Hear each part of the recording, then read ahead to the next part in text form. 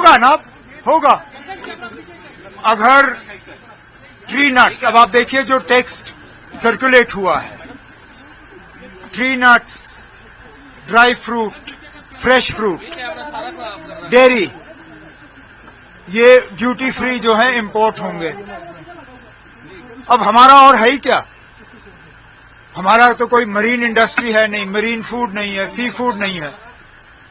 हमारा मेवा है, ड्राई फ्रूट है, अखरोट है, बादाम है, जाफरान है, सेब है, कीवी है, ये सब है। अब अगर ये सारी चीजें अमेरिका से ड्यूटी फ्री आएंगी तो जम्मू कश्मीर को नुकसान होना ही होना है। इसलिए ये लोग जो है, इनको आग लगी, मिर्ची लगी, क्योंकि हमने कुछ हकीकत जो है लोगों के सामने रखे। जम्मू कश्मीर को, बाकी मुल्क को जहां फायदा होगा वो मैं कह नहीं सकता हूं। मैं जम्मू कश्मीर का मुख्यमंत्री हूं, जम्मू कश्मीर का वजीर आला हूं।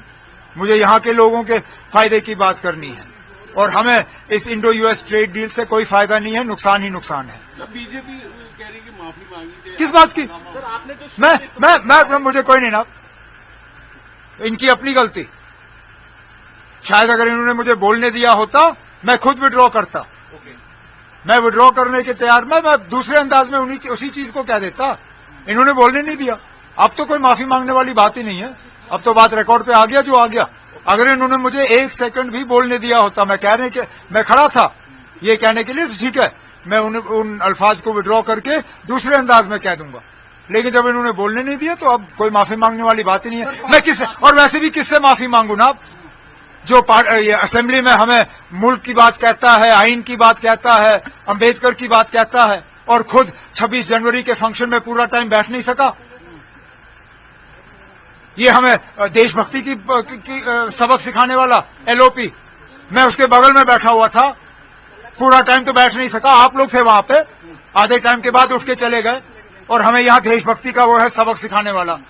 पहले खुद समझाए ना, आप फंक्शनों में बैठ नहीं सकता और यहाँ नेशनलिज्म का हो हमें लेक्चर सुनाना शुरू कर जाता है। को लेकर उन्होंने कहा कि धारा 370 हटने के बाद आप मजबूर हुए हैं कि उसको फैसिलिटेट। अब कोई मजबूर नहीं। अब हमने कब अमरनाथ यात्रा को फैसिलिटेट नहीं किया?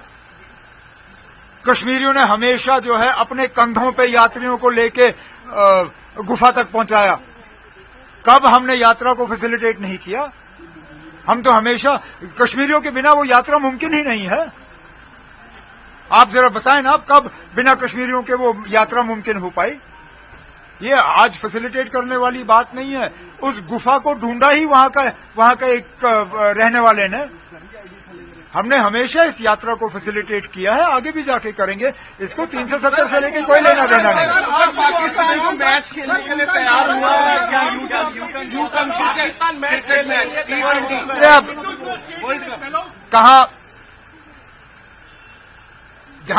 कहा जहां पाकिस्तान ने अब मैच खेलना जो है वो ठीक समझा।